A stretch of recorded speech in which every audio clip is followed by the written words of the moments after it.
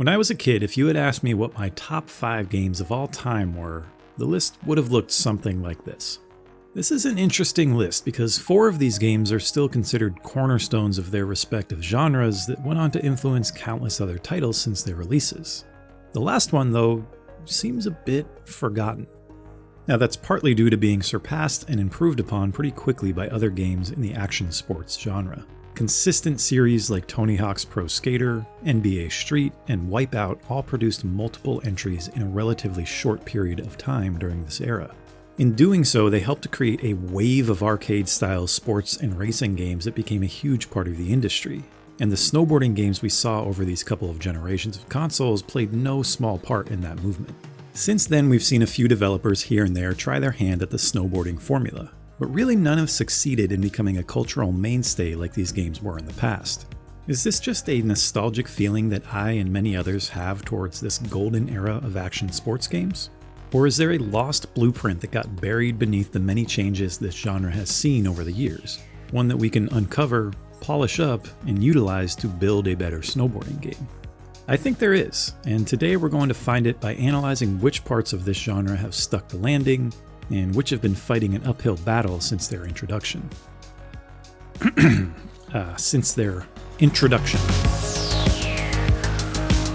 Snowboarding games have taken many forms over the years, but there are consistent variables in the equation. For example, most of them combine a unique blend of gameplay styles, including racing, tricks, and some kind of free ride component. In the early days, the racing was definitely the emphasis, but as these games have evolved, we've seen them branch out quite a bit. Games like the Amped series and Sean Palmer's Pro Snowboarder are built entirely around laying down impressive trick lines. Both Steep and Grand Mountain Adventure provide ample opportunities for open freeriding, and Riders Republic combines a little bit of everything, including way more than just snowboarding. Different players may put different weights on each of these components depending on what they're looking for in a snowboarding title, so keep that in mind as we go along. It'll be important to remember near the end of the video when we piece everything together. But for now, let's take a look at some of the evolution the snowboarding genre has gone through, because for a concept that seems as simple as sliding down a hill, we've seen quite a few takes on it over the years. 1080 Snowboarding was not the first snowboarding game by any means, but it's likely the earliest one that was able to really capture everything that makes this sport so fun and condense it into an arcade-like experience. Other titles like Cool Boarders and Snowboard Kids 1 and 2 were relatively popular around this time, but it was 1080 that really nailed the formula and showed us what a snowboarding game could be. By today's standards, it's pretty clunky and unforgiving, but at the time it felt fast and fluid. Its courses were all distinct despite the limitations of the N64 hardware, and the game exudes a lot of that goofy, hip energy that's become synonymous with the genre, including one of the all-time classic character selection screens. I mean, how much did you want to just jump into your TV screen and hang out at this ski lodge with the characters? Nintendo followed this title up with 1080 Avalanche on the GameCube in 2003. Avalanche is the type of sequel that improves on pretty much every part of the original, and I think it's probably one of the most underrated games in this space. Forget snowboarding games, this is one of the fastest feeling racing games I've ever played, period. Like, it makes you feel like you're absolutely flying down the mountain. It's super clean looking, has even more varied courses and modes than the original, and it implements a ton of environmental based challenges to mix things up. But despite these improvements, Avalanche never felt like it had as much sticking power as its predecessor, and that's at least in part because a new king of snowboarding games had already arrived on the scene a couple years earlier in the SSX series. SSX and its more impactful follow-up SSX Tricky created a new blueprint for successful snowboarding games. These titles were the definition of fast and loose, with excessively arcadey physics and controls paired with branching over-the-top tracks. The graphics were more cartoony, and Tricky in particular put a big emphasis on style, both in its visuals and the implementation of its trick system. Each course was unique, and they were brought to life with energetic lighting and great use of color pops, making each one feel like its own snow-covered playground.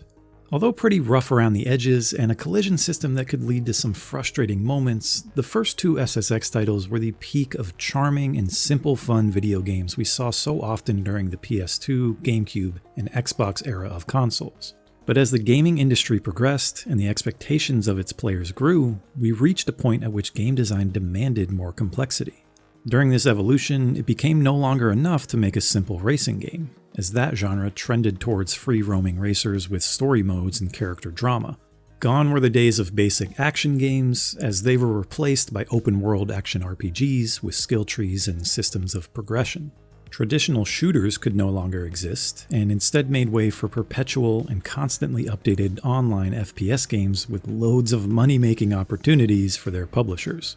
This same shift occurred in the snowboarding realm, and initial evidence of this change arrived with the release of SSX3 in 2003.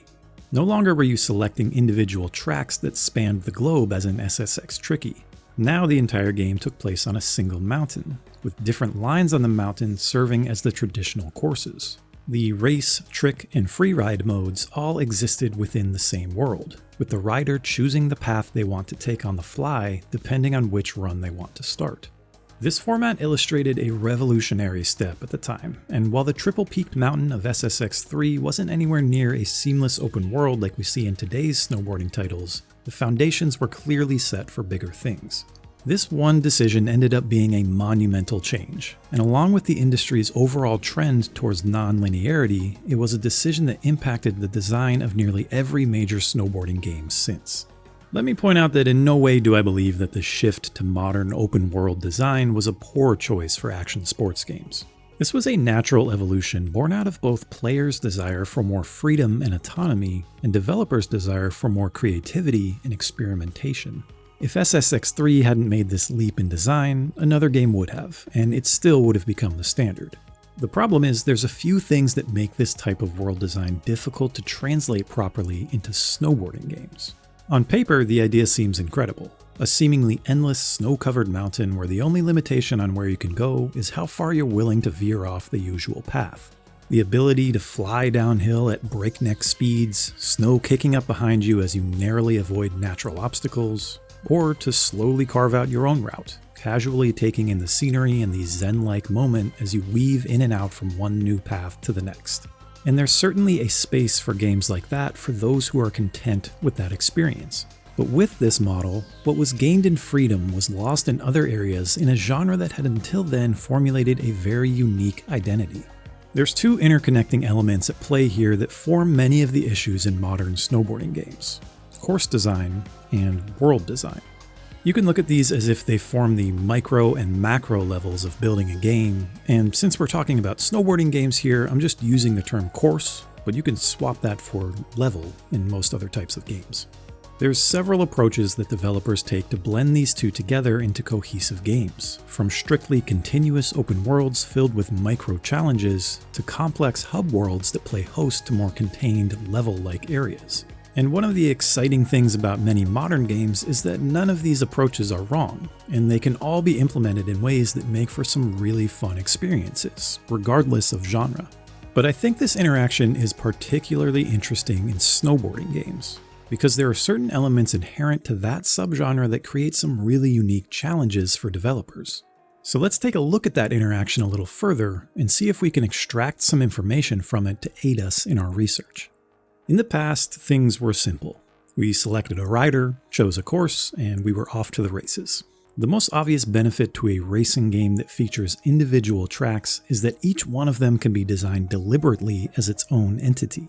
Every track is a self-contained level that doesn't need to connect anywhere else or seamlessly fit into a particular theme. In SSX Tricky, you'll race on courses that take place all over the world. In Snowboard Kids, you'll find yourself on incredibly distinct tracks that most of the time don't even make any sense as to why they exist individually, let alone contain any connection between them. When this was the industry standard, even in snowboarding games where the tracks are likely taking place, on snow, developers put great effort into making each one unique. In 1080 Avalanche, Top Tree Mama looks and feels much different than Diesel Disaster, which is different in its own ways from Grits and Gravy. Who the fuck named these tracks? I've talked a few times before on this channel about experiencing fatigue in games due to repetitive environments. No matter how engaging the core gameplay may be, if it's taking place within the same environment, presenting the same aesthetic, and facilitating the same emotions, it's going to feel monotonous after a while. So one of the things that I value the most in a game is how well it's able to fight against this type of fatigue. This happens to be one of the biggest strengths of level-focused design. Each area can be as distinct and separate from one another as the developer wants them to be. And the entire action sports genre has provided many examples of this throughout the years. In Wave Race Blue Storm, I'm not bothered by the fact that there's no logical link between Aspen Lake and Ocean City Harbor, because I put more weight into the fact that those two courses feel completely distinct. In the Tony Hawk series, wildly unique levels are the name of the game, cementing these over-the-top playgrounds as unforgettable memories for anyone who grew up in this era. In fact, if I put footage of these 3 areas on the screen, are you able to tell me what they are? How about these 3?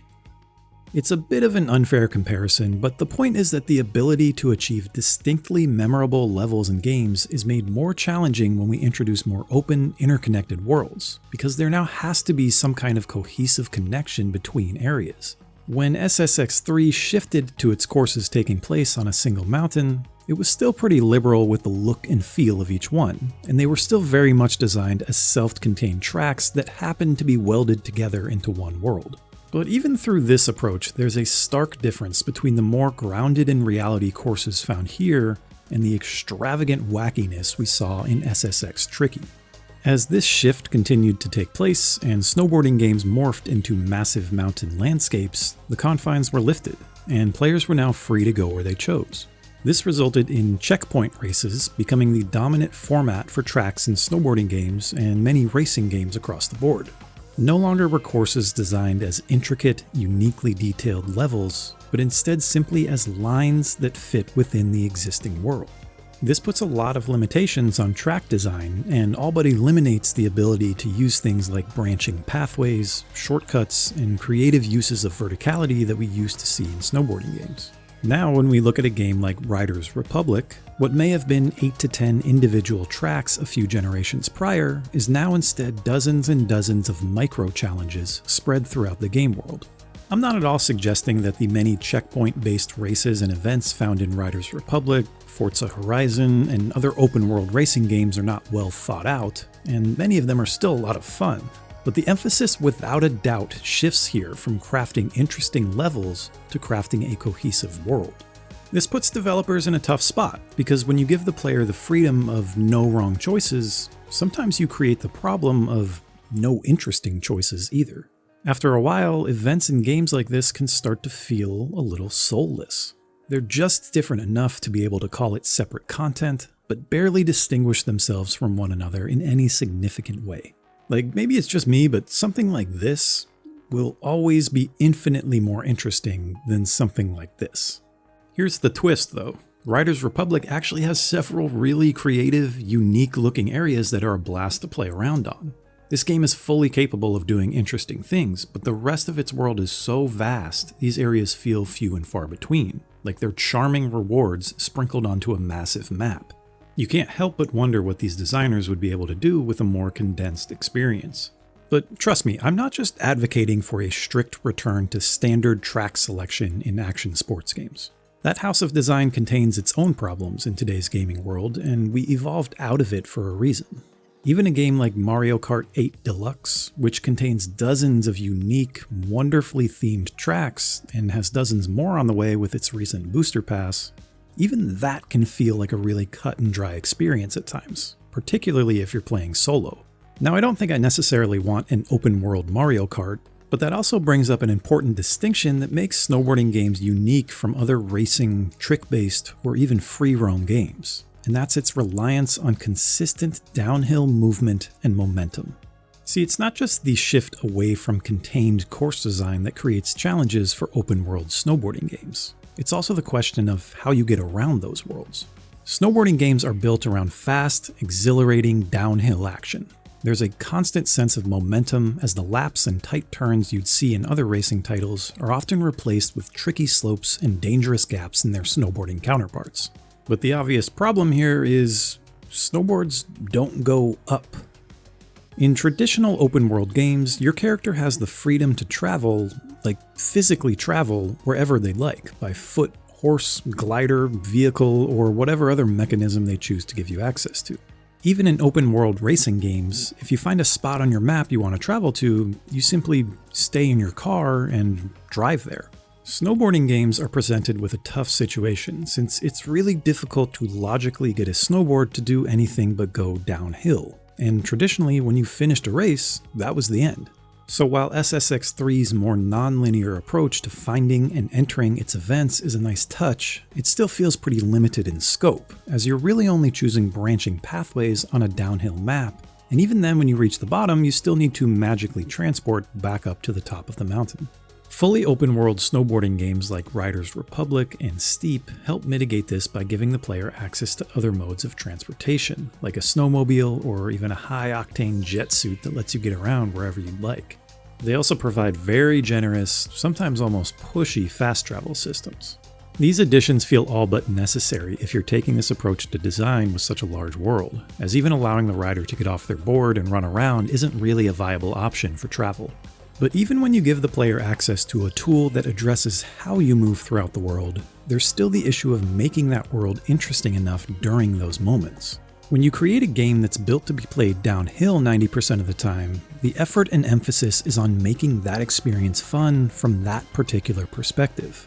Flip that around by now giving the player the ability to move in any direction they want, and you're now fighting against the way the game's world was built to be experienced.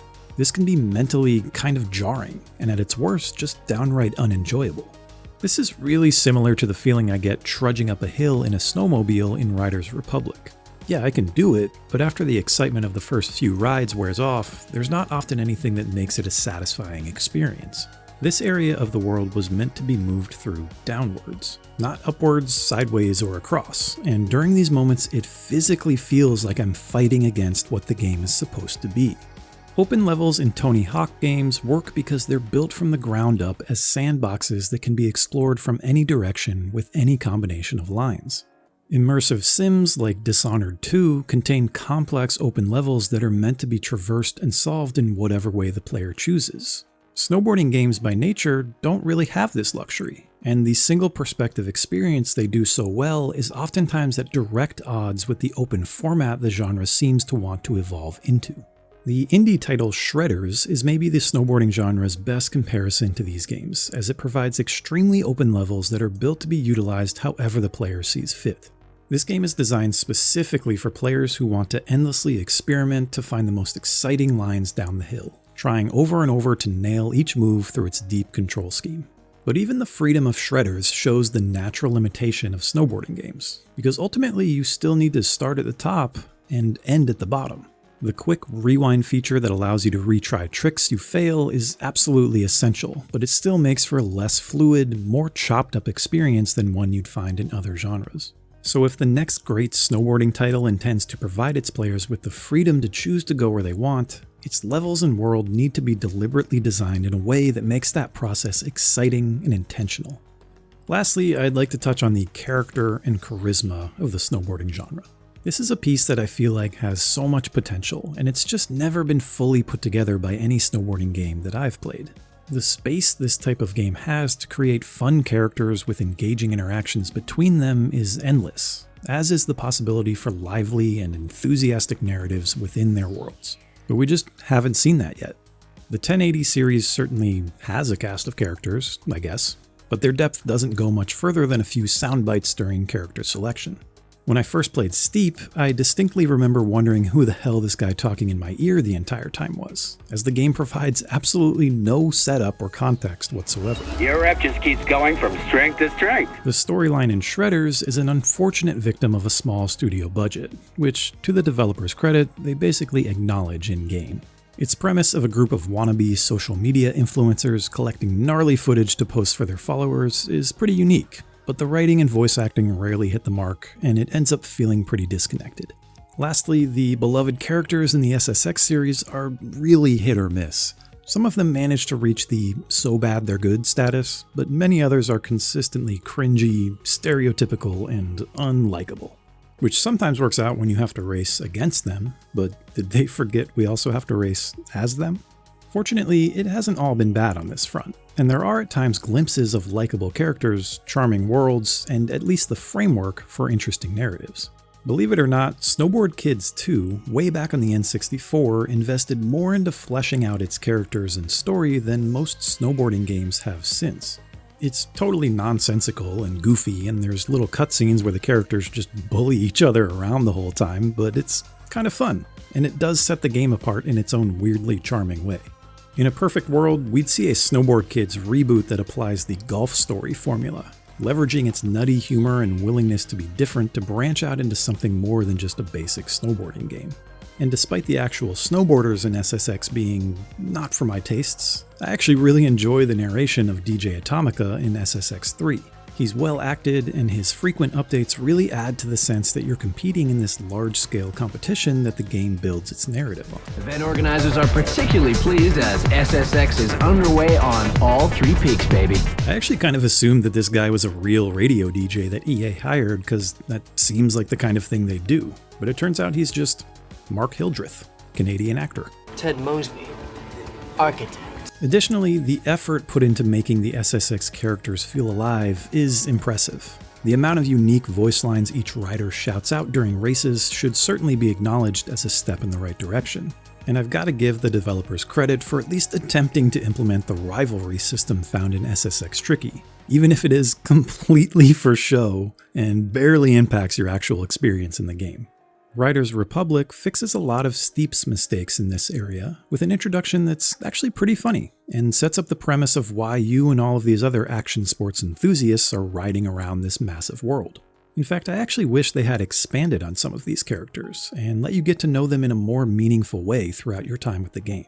Say what you want about Ubisoft, but they've got some pretty good character writers on their teams. Who writes this stuff?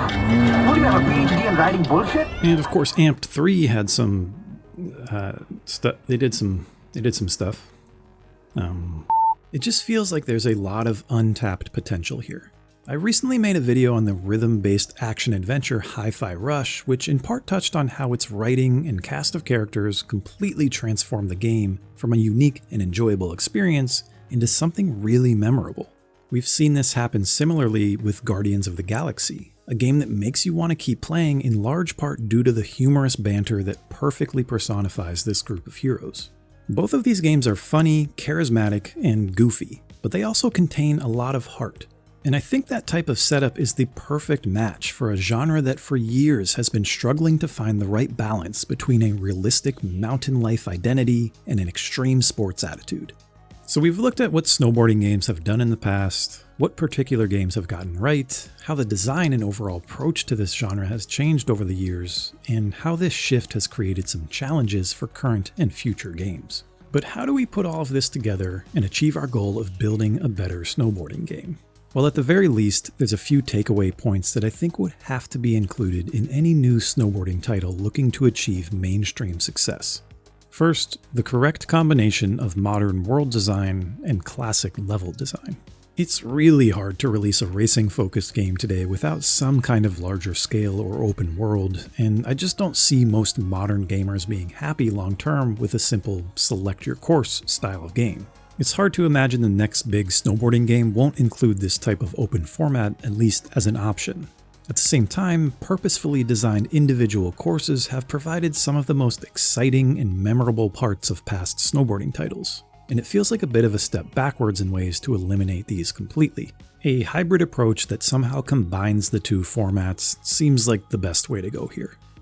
Sacrificing realism where it needs to be sacrificed. There's certainly a place for more faithful, realistic snowboarding games like Shredders, but even that game implements features like quick recovery and a snowmobile sidekick to smooth out your experience. And I was pleasantly surprised by how forgiving some of the landings are given its emphasis on simulating a real run.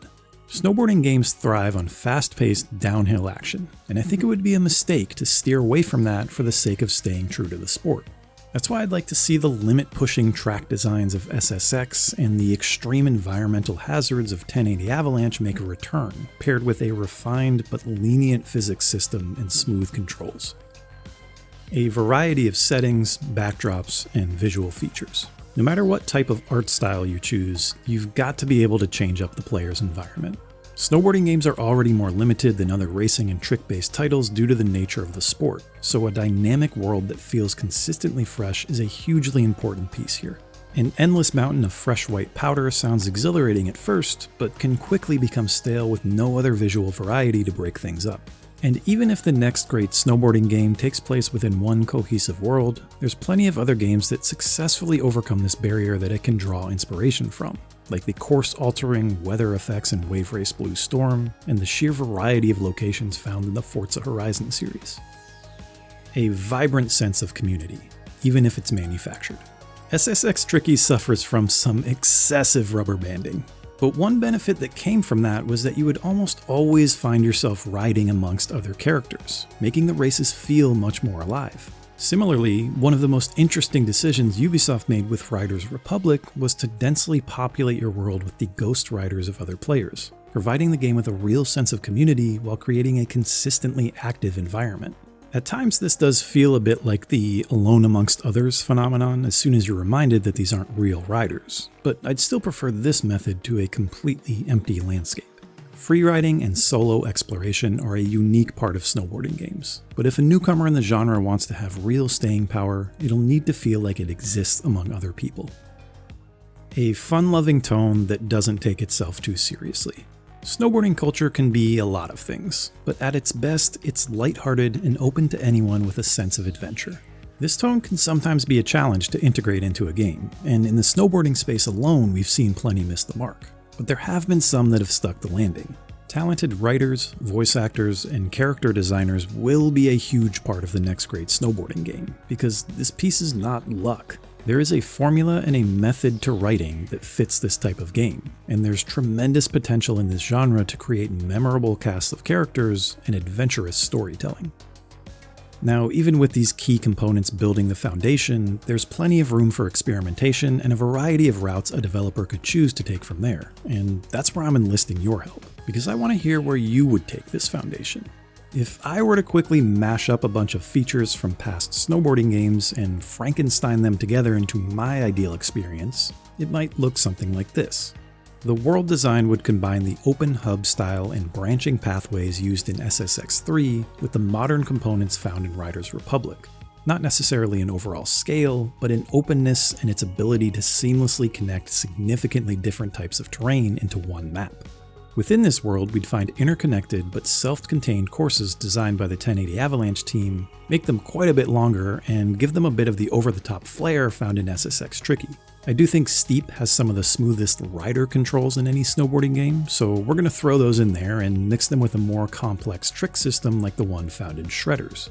Oh, and lastly, we obviously rip character selection straight from the original 1080. I mean, that's a no-brainer. So that might be one idea for my ideal snowboarding game, but yours may look very different. And there may be other components important to you that you think could contribute to this formula. So I'd love to hear your comments about how you'd piece things together and what ideas you'd take from different games to build something special. This is sort of piecemeal design that's really more akin to a brainstorming board than actually building a game, and there's no way of knowing if all of these miscellaneous parts would mesh well into a cohesive experience. But if there's one thing we can all agree on, it's that we would love to see someone try.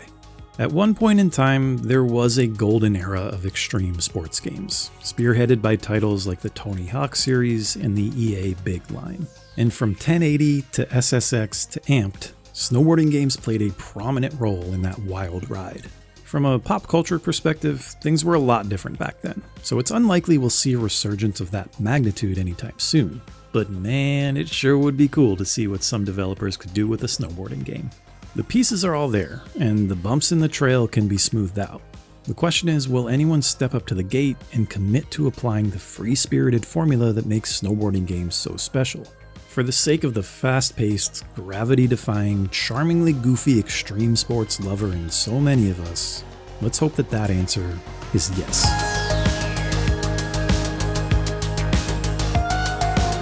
Hey, thanks for watching. This was one of the longest and most complex videos I've made yet, so hopefully you enjoyed it and want to stick around for more. If that's the case, do me a favor and like this video, subscribe if you're really into this stuff, and leave a comment letting me know if you'd like to see this format turned into a series for other genres of games as well.